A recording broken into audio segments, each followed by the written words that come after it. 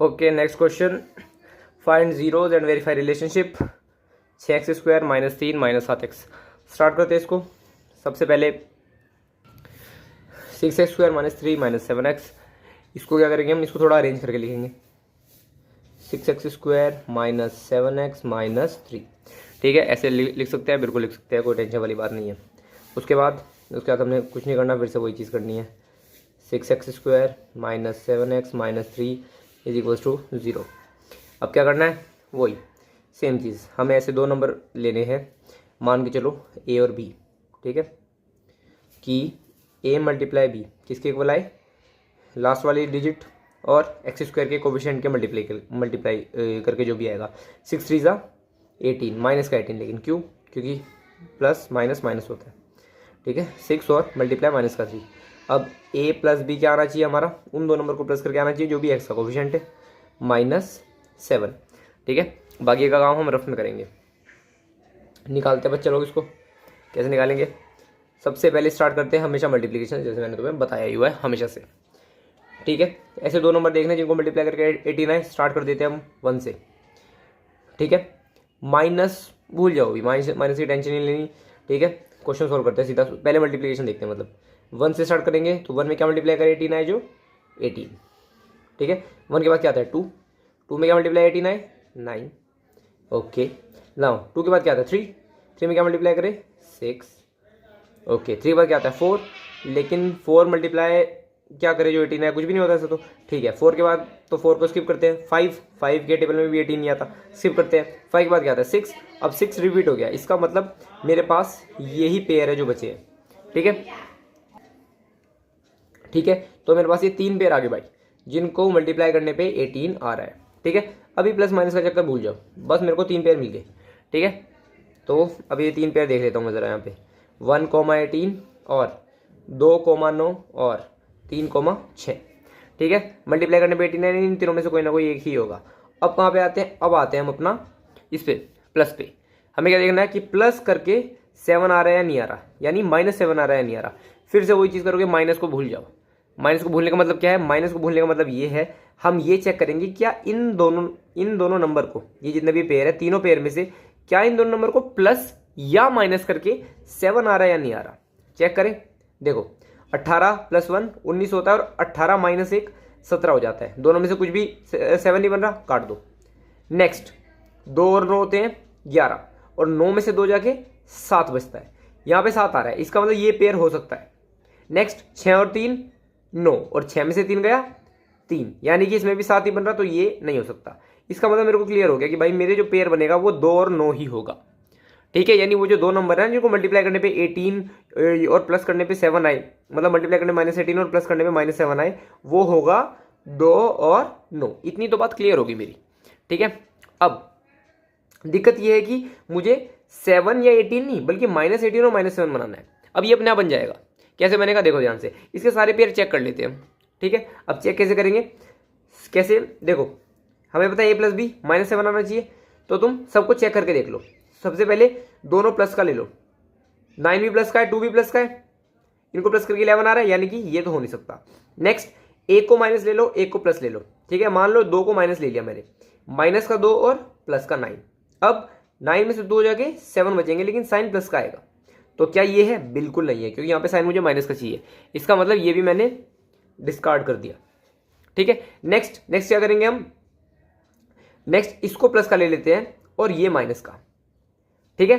अब plus minus minus होता है, 9 में से 2 गया 7, बड़ा कौन सा है 9, उसका साइन क्या है माइनस, इसका मतलब -7 यहाँ पे आ गया। इसका मतलब मेरा पेयर जो है वो यही बैठेगा, प्लस का 2 और माइनस का 9, यानी मेरे जो पेयर बैठ गए वो 2, -9 आ गए।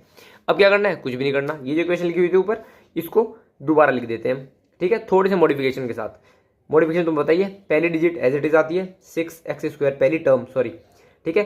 -7x को तोड़ देते हैं हम, कैसे तोड़ेंगे, इन दोनों के बीच में, ये प्लस का है 2, तो प्लस का 2 लिख दो, इसके आगे x लगा दो बस।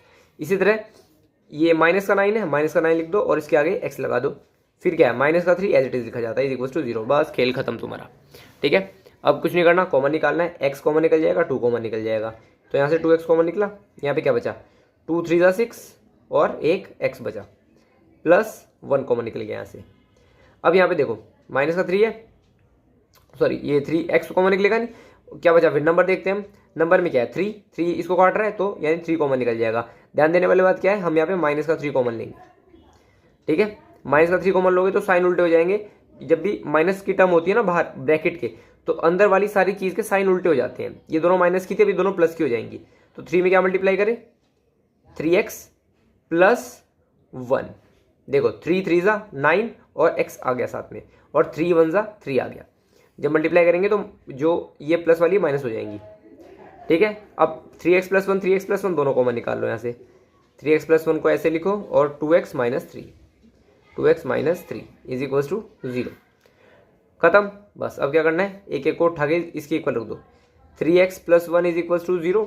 इससे मेरे पास क्या आया, इससे आया मेरे पास 3x इज इक्वल्स टू -1 और x की वैल्यू आई -1/3। इसी तरह सेकंड वाली को रखते हैं, 2x minus 3 is equals to 0। तो 2x इज इक्वल्स टू 3 और x की वैल्यू आई मेरे पास 3/2। यानी कि जो मेरे रूट्स आए या फिर जो जीरोज आए या फिर अल्फा और बीटा आए, ठीक है, वो क्या है, अल्फा आया मेरा -1/3 और बीटा आया मेरा 3/2। अब क्या करना है, अब हमें रिलेशनशिप वेरीफाई करना है, वेरीफाई रिलेशनशिप, ठीक है। इसको हम नेक्स्ट पेज पे करेंगे। एक बार इक्वेशन देख लेता हूँ मैं पहले अपनी, 6x² माइनस 7x माइनस 3, ठीक है। इक्वेशन है मेरी 6x² माइनस 7x माइनस 3 और रूट्स क्या आए थे मेरे, -1/3 और 3/2, ठीक है। अल्फा आया था मेरा -1/3 और बीटा आया था मेरा 3/2। सॉल्व करें।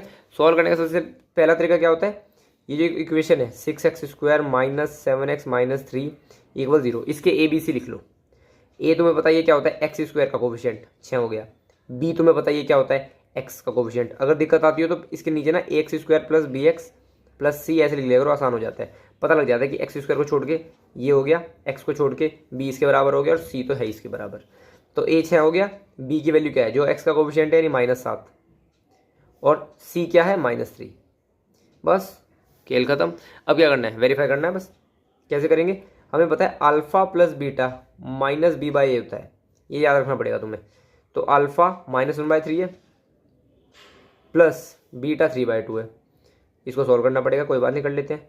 माइनस एज इट इज लिखो, b की वैल्यू क्या है -7, तो -7 ऐसे लिखो और डिवाइडेड बाय a क्या है 6, ठीक है। इसको सॉल्व करते हैं, एलसीएम आएगा इनका 6, ठीक है। 3 2 6 यानी -2 प्लस 2 3 6 3 3 9, ये क्या है माइनस माइनस प्लस 7/6, 9 9 में से 2 गया 7/6, तो 7/6 7/6 के इक्वल आ गया। इसका मतलब क्या कहते हैं, सम ऑफ रूट्स, बिल्कुल ठीक है। अब प्रोडक्ट ऑफ रूट्स निकालते हैं।